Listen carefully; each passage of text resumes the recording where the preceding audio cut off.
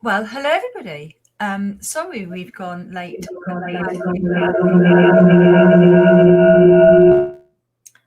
got a bit of an echo there. Sorry we went slightly late. Ian, can you just double check you haven't got anything else open on your computer? Because as soon as I spoke then, I got an echo from you.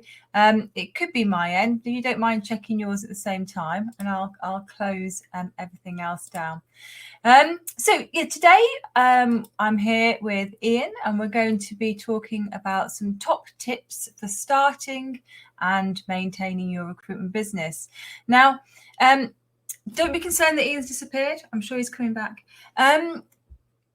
These shows often are either for recruitment startups or for established businesses. But today, what Ian and I are talking about are really some tips that any business can use.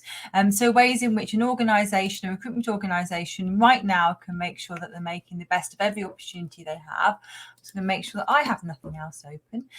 So hopefully I'm going to get Ian back on screen. Whilst I'm doing that, I'm just going to share his biography with you. Can you hear me now, Ian?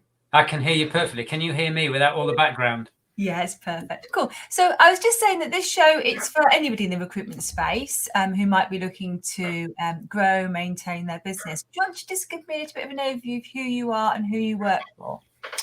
So what am I doing? So my background is I've been in the recruitment industry for 35 years this year. I'm not going to go through the whole career, but I spent a lot of time growing and building and rejuvenating recruitment businesses right across the UK, Europe. I ended my career with Hayes about 9 years ago. And I now run a consultancy that advises and helps businesses on how to grow their recruitment businesses.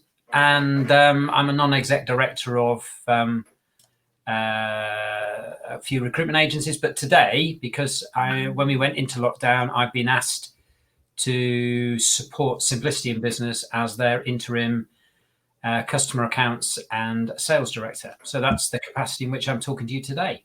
Cool. Okay, great. And just to be clear, that even though this is a partnership I'm doing with Simplicity, even though Ian works with Simplicity, a lot of this advice is just really great advice for recruitment business owners or people in the recruitment space. So I've got about 6 questions I want to ask Ian around starting a recruitment businesses, what recruiters should consider, and some real tips to get moving. But if anyone's got any questions, pop them in the sidebar here on Crowdcast. If you're over on LinkedIn, say hi wherever you are. I'll pick that up and I'll come to your questions because I've already pre-warned Ian that if we get questions, we're going to try and answer them. So do say hi, do ask questions. So the first question I've got is that, well, actually, I first spoke to Simplicity about doing this in February. Now, a lot has changed since then. Is this a good time to start a business or is it a crazy time?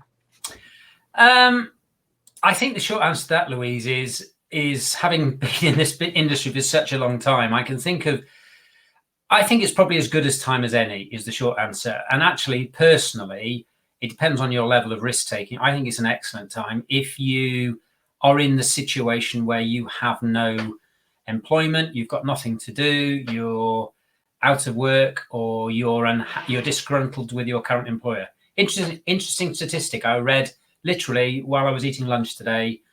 About 1/3 of the working population in a stat, I can't even remember who the source was, are looking to change jobs in the next 12 months. Wow. So you would think that now people might be, if they have a job, might be really trying to keep hold of it. But there's still going to be a lot of mobility. Yeah, we need to read that. But the short answer to your question is, there's the other answer is that there's going to be a large number of people displaced. So we as a recruitment industry have a responsibility to get these people working. We have, in my opinion, the best recruitment industry in the world. I've worked across Europe. I've worked with clients in the US, in Asia Pac, in Australia. I've got clients that I'm coaching currently in both Asia Pac and the US and Germany and Europe. And I can be honest with you and say our labour market is the most flexible. We have, depending which set of figures you read, between 35 and 40,000 recruitment agencies in the UK. And we are very, very good at recycling people who are unemployed and displaced. Very good. Our unemployment rate never goes as a percentage of the working population is always lower than the Germans, the French, everybody in mainland Europe, and also probably most economies across the world, because we're very good at it. So in terms of somebody thinking about starting up a business, we've got three types. We've got recruiters who are maybe already in a recruitment business, haven't been put on furlough, haven't been made redundant, but think that they've got skills they can use in their own business. And then we've got people who've been furloughed, made redundant, who need to take that next step. And then there's also people who really don't know the recruitment space, but have expertise within a niche. Is there anything different to what they should be considering dependent on their circumstances? Yes, I think there probably is. The easiest group to nail first are probably the existing recruiters. So they need to come up with a business plan based around numbers. So to give it simple, I like good old Simon Sinek's. They need to know what they're going to do, so i.e. the numbers, and then the most important thing is how they're going to do it. And as a coach, it doesn't take as long. I can put a business plan together in about 30 minutes, half an hour with a person. That's the what they're going to do. The question is how they're going to do it. And that's the hard bit. And that's the bit which a recruiter will know, which are the clients I'm going to ring, where I'm going to find my candidates. Am I going to use LinkedIn? Am I going to create my own network? Do I have a network? What are the skills gaps in the market? So every one of these people who's setting up needs to identify where are the gaps. Where are these skills that my potential customers want? Where can I find them? Can I source them? Can I supply them? So they should be able to do that quite quickly. The bit they don't know quite often is cash flow, is something called concentration limits. So, and where they're going to get the money from to pay for this, which is what Simplicity do. Simplicity provide back office finance and support to recruiters to help them grow. And that essentially is a key ingredient when you're supplying temporary or permanent staff and you're starting from nothing, is where are you going to get that cash flow in. So that's important. And concentration limit is when you've got too much of your revenue with one customer and the people are not willing to lend you the money because the risk is quite high. And that's all your eggs in one basket. So, yeah, absolutely. So working with somebody like myself allows you to help develop that resilience. If you've worked for a major employer like an Adecco, a Reed or a Hayes, they don't have to worry about that. It's not an issue. And the people who used to work for me when I worked at Hayes, they didn't know about concentration limits. They didn't know about, we did credit check our clients. Of course we did. But it's not a major business driver. But when you're a small business owner and you've got 5 customers to start with, that's a major consideration. And you can't overtrade. Once you've got a limit, which is, 50 grand, you can't overtrade it. And also if I can give somebody an advice, don't believe when a hiring manager, a site manager on a construction site says, yeah, we'll pay your invoice within 14 days. Because I don't wish to be disrespectful, but they don't pay invoices. They build buildings. Yeah. Their head office pays the invoice, and don't be surprised if they don't pay within 30 or 60 or 90 days. It's interesting. I've done quite a lot of these startup shows, and no one's spoken before about this concentration limit. And I think that a lot of people are focusing on whether it's the right decision to start a recruitment business, whether they've got enough money in their bank to get them going, whether they have got the network they need, all these things you're talking about as well. But that nitty gritty of because, as a recruiter, you might say, I've worked with this client a lot over the years. I've moved agency and they've always moved with me. So when I set up on my own, I'll have that client. But that sounds like you're saying that's quite risky, just assuming that one client's going to give you all your business. I guess what I'm saying is there's a risk that they will struggle to get the money. They'll get someone to insure their debt, is what I'm saying. Yeah. But, you asked me about the other group, which was the people who haven't got recruitment experience. They've got both sets of challenges, so they need to know how to recruit, but they may have a network, which means they have access to the staff, and they may have a network of contacts that they can place that staff into. So So it really depends on the levels of commercial acumen of the individuals, I think, Louise. Okay, cool. And that's something which often is quite difficult to ascertain on your own. And I think that you've touched on people working with you. On quite a few of these shows, we've talked about getting a mentor or partner or somebody who can help you knock around some of those ideas. I'm going to come to Grant's question. I'm going to pull the questions in as we get them, to be honest. That's good. That's fine. So Grant says, even if the job market rebounds, won't clients look to recruit for themselves in the first instance, meaning that recovery for agencies will take longer? He's right. He's absolutely right, which is why I'm saying you need to know where the skills gaps are. Mm-hmm. So let's quote some figures. All right. So before lockdown, the figures that were being banded around was that Europe as a whole is 250,000 data analysts short of the number they need just to fill existing vacancies. Okay. Cybersecurity, 350,000 jobs that can't be filled. So I hear what Grant's saying. Trust me, there are announcements every day about people making redundancies, but there's not 350,000 cybersecurity analysts being made redundant. The same is true in construction. Okay, so yes, there are people being displaced right now, and it's tragic, but there's also an opportunity because these people are all going to find work at some point in the next 12 months. And we, all of us collectively, have a moral responsibility to the economy, to the country, to help these people get jobs. And it's appropriate that we should make some profit from doing that. It's a job. And so there will be skill shortages because there are shortages of bricklayers. There are shortages of quantity surveyors. There will be a need in the next 3. So according to Construction News yesterday, 93% of all sites are now open. Wow.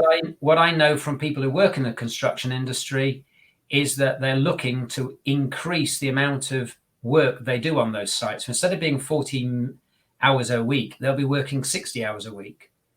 So there will be a need for extra staff. And those staff don't exist in the UK because of Brexit. A number of the people from Eastern Europe have gone back.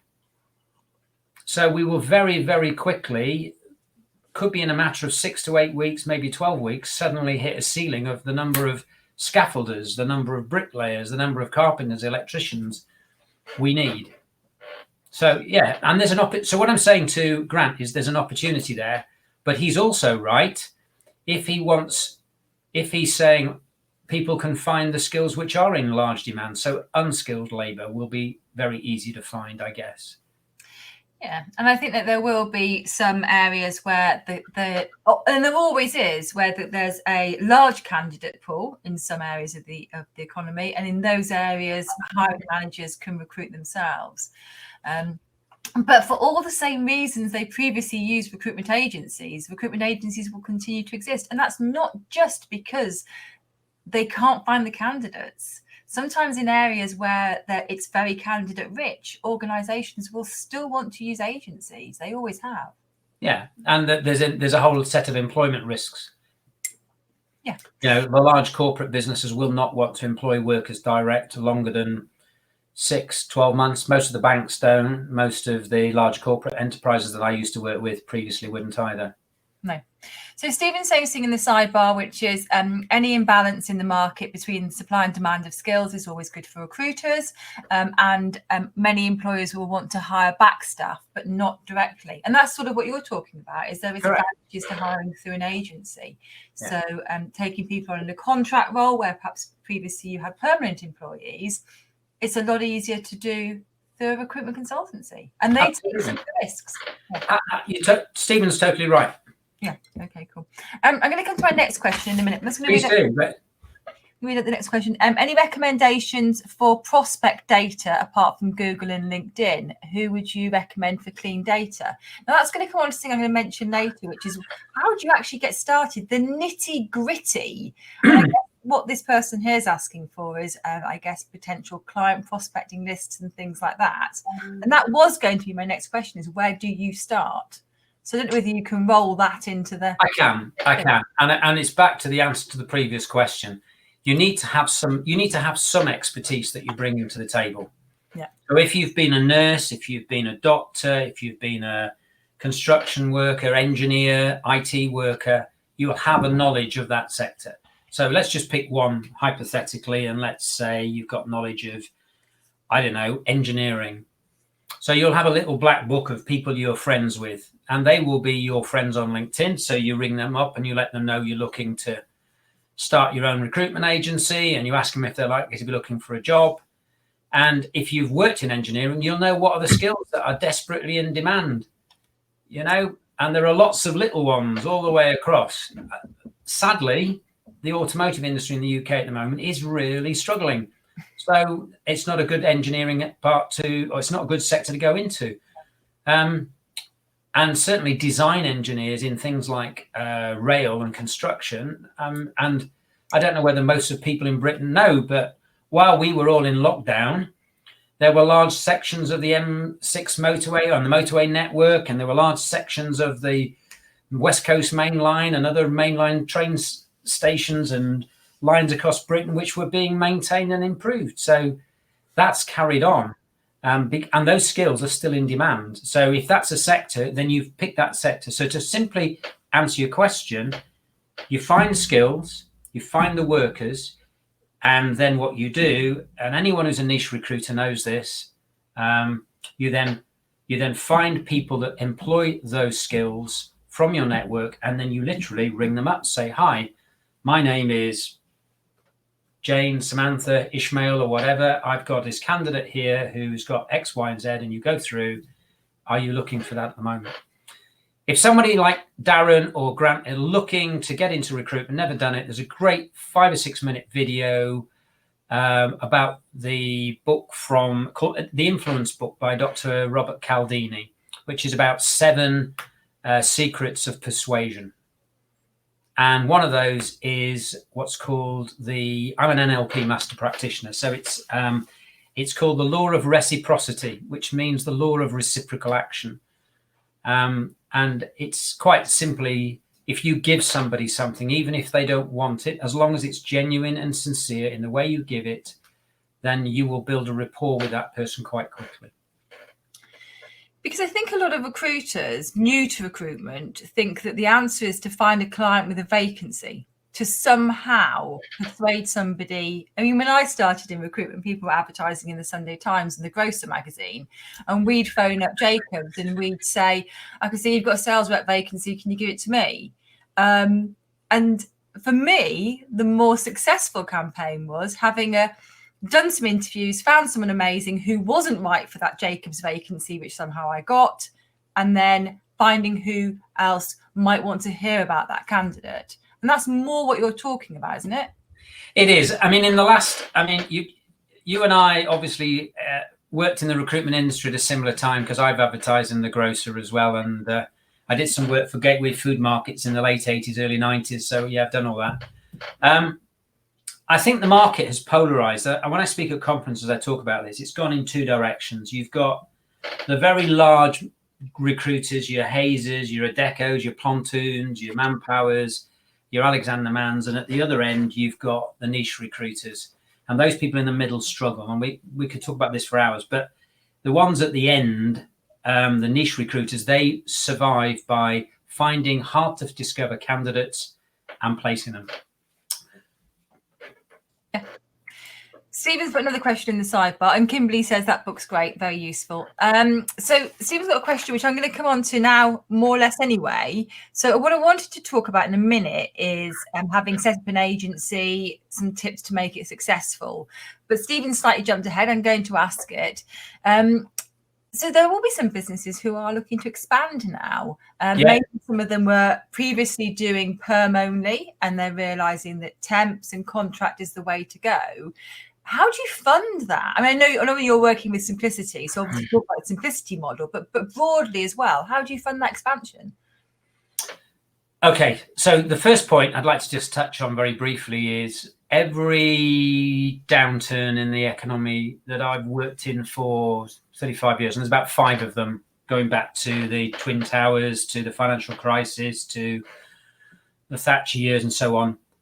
Stephen's right. What tends to happen is in the short term, permanent recruitment goes into a decline. and temporary contract and interim work is what people do. And that's because they don't want the commitment of taking on headcount. So if you're a permanent recruitment business right now, you need to look at temporary contract and interim. And that means you payrolling or paying the worker each week and invoicing the customer. I'm trying to keep this as simple as possible if I can, Louise, but if you pay a worker at the end of week 1 and you invoice the customer and they will pay you in 30 days, that means you're not going to get paid for effectively another 4 weeks. In the meantime, you're going to have to pay the worker in week 2, 3, and 4. So you've got 5 weeks worth of invoices before they'll pay you. Yeah. And you're paying the gross invoice value, not your margin.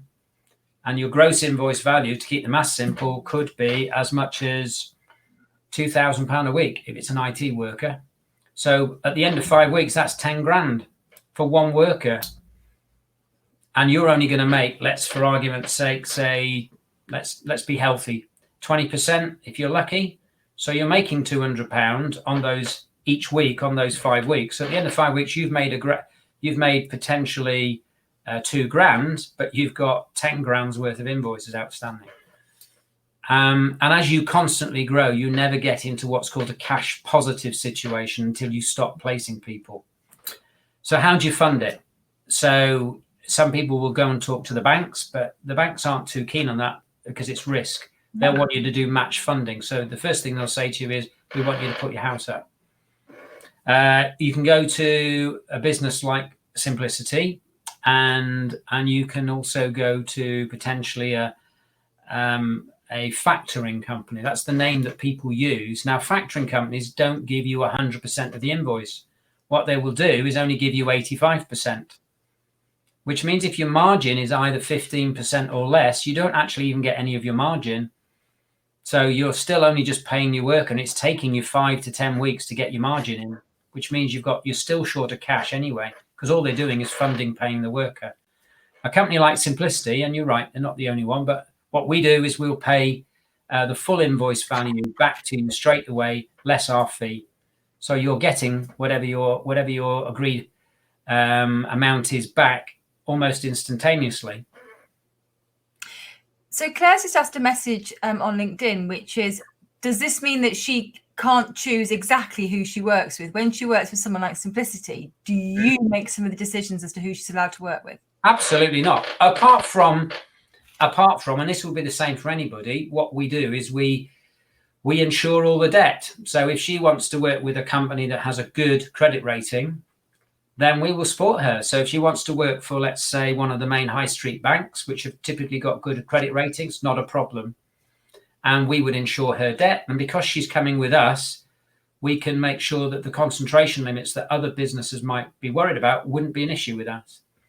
Okay. So yeah, absolutely not an issue. However, she wouldn't want us to work with somebody who's got a very poor credit rating either.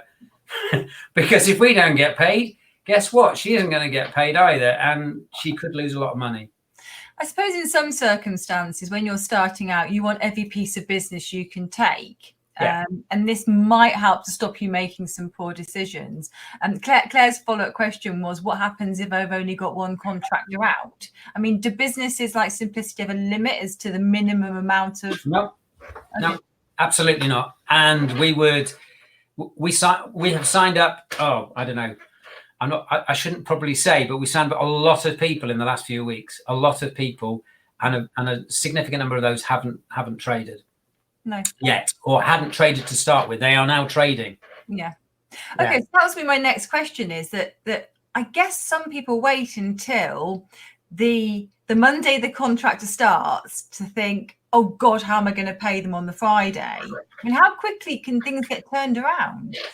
We have a variety of vehicles, and we could turn somebody around in 24 hours if we had to. Okay.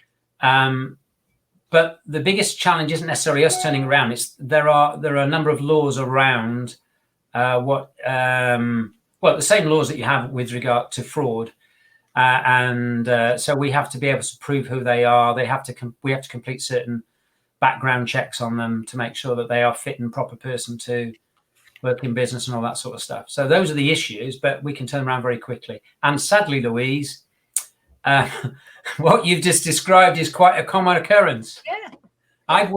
Having worked for some of the bigger agencies, it was never an issue. When I was at Hayes, nobody ever mentioned the word credit limit. Actually, credit limit, not credit limit, concentration limit. Yeah. Or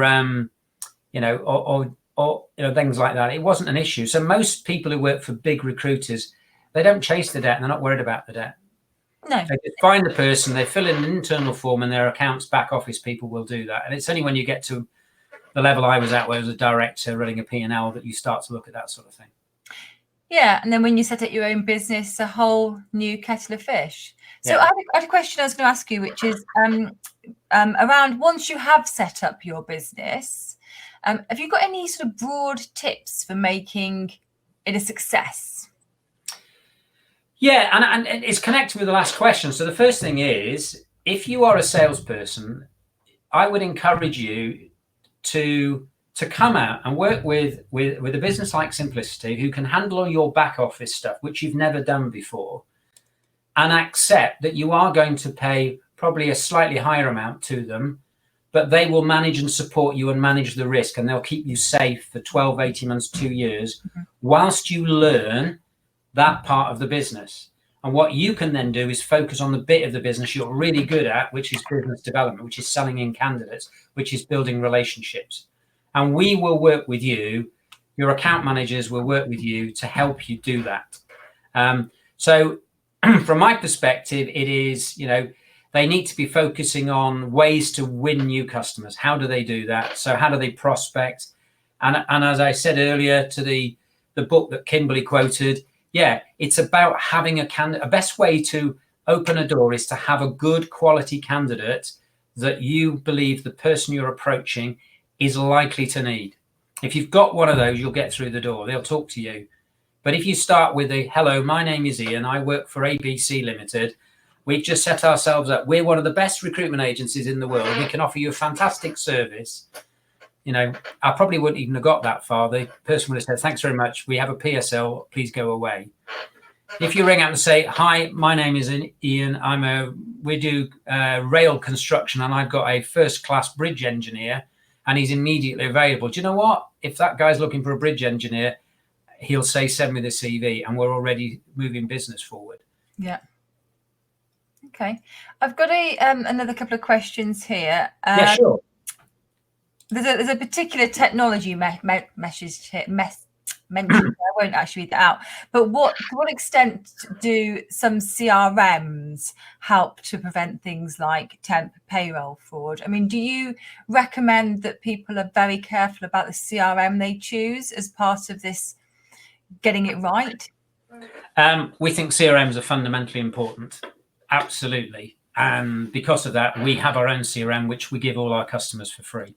Okay. And that helps manage the process. There are obviously additional functionality which they can use, and they obviously pay a little bit for, but they get that, and that will manage and make sure. Another thing is, if they're using online timesheets, that means processing is a lot quicker and easier, and they can do that a lot quicker. So yes, CRMs are fundamentally important. And a CRM for permanent recruitment and CRM for temps is massively different. And the functionality is different. If you buy an off-the-shelf CRM and you use a funder like Simplicity, then you have to sometimes make exports from your CRM to your clients. Or alternatively, you have to key edit. That means type in, transcribe data from your CRM, or you have to basically put all the data in to your payroll providers' systems. What I can say is we massively reduce the number of mistakes and errors when we introduced our own process. So because there's no transcription, it just goes straight through. Yeah. And so that meant that our agencies got paid quicker, and the workers that worked for the agencies got paid quicker. So yes, you're absolutely right, Louise. That is a really important part of the process. I mean, I've worked with Simplicity for years. I had no idea that there was a CRM built into this, and I can see why there would be, because it is so interlinked, that process from that first engagement with the candidate to getting them on site to getting them paid. You don't want anything which can go wrong in that. Well, you want to minimize what goes wrong. I regret to say we are human beings that you're dealing with. The client, the agency, and the worker are all humans, and people make mistakes, but it becomes very quickly. We also are able to identify and pick up fraud very quickly, or potential fraud, and then we can investigate it. Can we talk about fraud a little bit? I mean, Of course we can. As a recruiter doing perm employment, maybe in like the marketing space, that seems quite safe. If you're doing construction, contractors, is there more of an element of fraud? Where do you see the highest risk? Wow, that's a great question. And I guess I'm hesitating because, okay, I'll be open and upfront. This is obviously going to go on the internet. This is going to be viewed by people and potential fraudsters. So I'm going to be very cautious about how I answer the question. I'm not just drawing upon my experience with working with the guys at Simplicity. I'm drawing on my experience as a recruiter and as a sales director. Fraud can occur in every sector of recruitment. I've had fraud, serious fraud, attempted against businesses I've worked for in IT, in engineering. When I was the public sector director of Hayes, we had attempted fraud of a very serious nature against a NHS trust. I'm aware of fraud in construction. You're absolutely correct. I mean, there is fraud in every single walk of life. Unfortunately, there are criminals everywhere. And that's why working with an experienced business that has a track record of been doing this for years and years out, no matter who they are, they can help you and protect you. There are times when you will be uncomfortable and feel it's bureaucratic to go through certain hoops, but it's designed to protect you. The other thing is this tax fraud and the new legislation that's come in. Everybody calls it IR35. It's not IR35. IR35 has been around for a number of years. It's the way that the HMRC are now applying the process whereby they can go back through the chain. This is something that new agencies need to understand. So traditionally, if I'm a limited company and I don't pay my tax to HMRC, my VAT, it stops with me. But if I'm a worker and I'm working through a limited company, through an agency, and then through another agency or through a RPO or an MSP, a Dipole or a Commensura or an Alexander Mann, and the end client is RBS Bank or something like that, HMRC can go back through the whole chain and say, well, Mr. Knowlson didn't pay his VAT or didn't pay his tax. You know, I'm going to, you basically paid it him, so I'm coming after you to get it. It's your responsibility to make sure he pays. And that's the legislation that's changed. And that is why everyone is more sensitive of IR35. Also, you'll also find that, you know, IR35 is being applied. So it's been shelved for 12 months, but a large number of PLCs have said, no, we're not going to employ any contractors, as we call them, and we want people as PAYE or through an umbrella. And I think that's what has been strange for some of these businesses. They've not done any contract recruitment before. They're being asked to do it now. The IR35, that is a misnomer of what it's called, is an issue for end employers and for consultants. You're kind of stuck in the middle, and you've got to make the right decisions and do what's legally right. And I think that if you're only ever worked in a large agency, only ever done perms before, it can be really, really difficult to get that right. It can. And that's why working with an expert in the market, somebody who will guide you and support you, certainly for your first 12 or 18 months. Yeah. Okay. I wanted to ask you about compliance. I mean, yeah, please do. A thrilling topic, but it's obviously really important. Is there stuff which all recruiters need to think about here? Yes, there is. Okay, so the first thing everybody has to do in the United Kingdom is we have to confirm that everybody has a right to work here.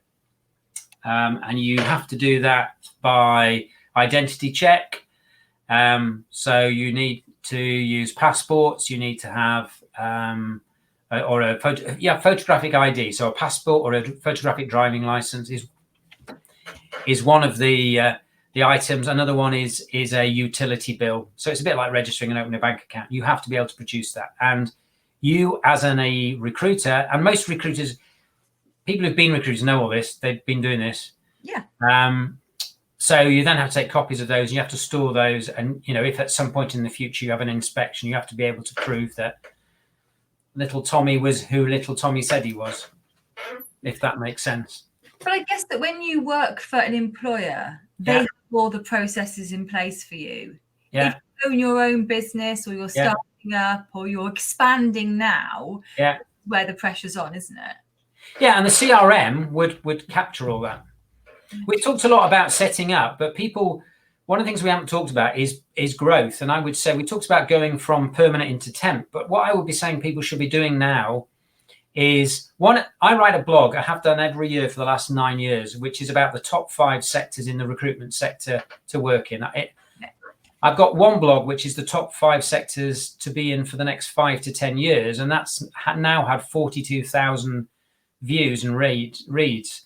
And if people want to check that out, that will tell them where the sectors for growth are, where the opportunities are. So if you're working in general recruitment right now, and back to the question, I think it was that either Grant or Darren asked earlier, and you're a generalist and you're struggling because there are large numbers of people who are unemployed with those skills, and they don't have employers don't have any difficulty employing them, then you need to diversify into a niche.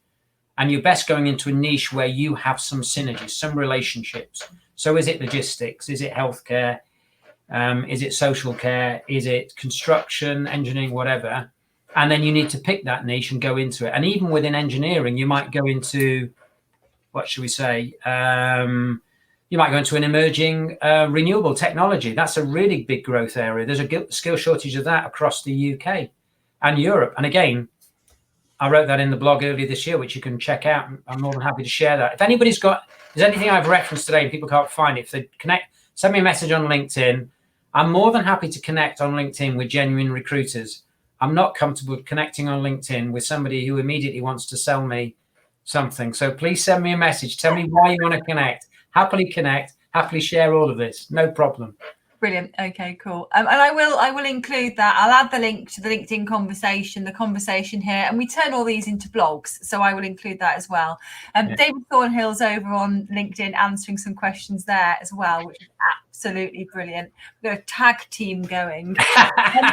So this show is meant to be 35, 40 minutes long. We've got 2 minutes left. I haven't finished asking you questions. I guess that we've covered a lot, and there's loads of stuff which I think you're happy to talk with people around afterwards. Yeah. And we have touched on simplicity, but I don't feel like I've really given you an opportunity. I don't want the sales pitch. I know it's not your bag either, but somebody growing, starting, maintaining with challenges. Do you want to just give me a quick overview of where simplicity fits into that? Yeah, I mean, somebody who's growing, I suppose somebody who's turned over £500,000 in the last 12 months, they want to grow. They need a business. They need a funder that can support them. Obviously, cash is king. That's what we're about. And we release the cash back into your business so that you can then reinvest it as directors and business owners into places where you can allow you to grow. So that might be a new CRM. It might be a new website. It might be to employ more consultants. That's what we do. We're also there to take away risk. If I was to say one thing to everybody right now, the level. My father and my grandfather were bank managers, and my dad used to ram it down my throat since a small boy, which is businesses don't go bust going into a recession. They go bust as they come out because they try and grow too quickly. They don't manage their cash flow. They grow too fast and they strip the cash. One of the safest ways to protect yourself is to work with a funder. Let them manage the risk. That's what they're good at. You're good at placing people. You probably only have to place one extra temp a week to cover the cost of working with a funder than maybe doing it through a bank and a loan that way.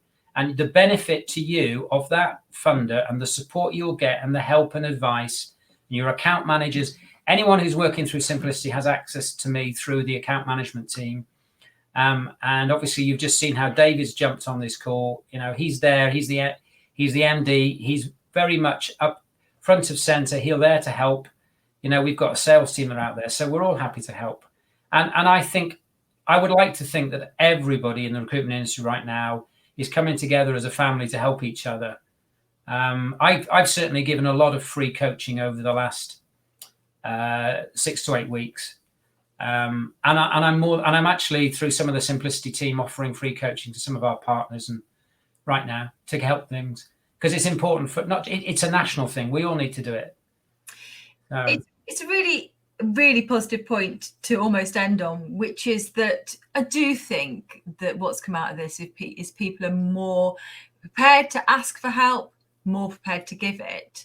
I touched on earlier that I've worked with Simplicity for years. Do you know, I was meant to be using this. You were, I know. And you had your Mrs. Happy Cup. Oh, yeah. So, but I'm both.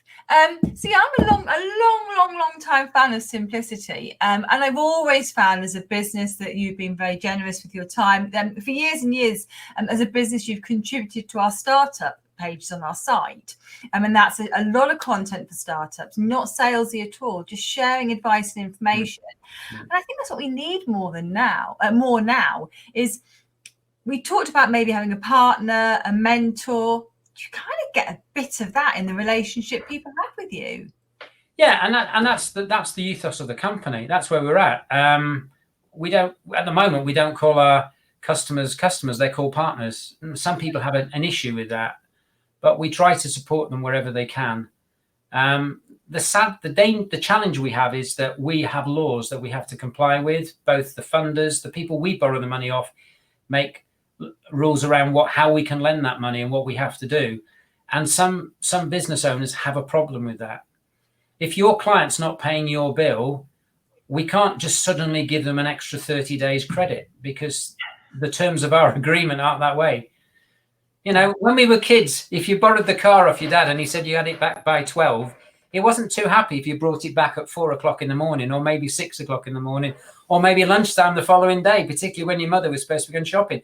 That's the way the world works. Yeah. So if somebody says, I'll lend you 20 grand on this invoice, and they want paying in 30 days, if you won't ask for an extra 2 or 3 days, you're probably all right. But when you start saying, oh no, I'm not going to pay it for 90 days or 120 days, guess what? They're not too happy. But this is about the relationship that you have, isn't it? And this is where the extra advice, the consultancy, the sensible business processes come in, is you're helping these businesses that you work with to operate in a sustainable way, which will allow them to grow. And that's what they need, isn't it?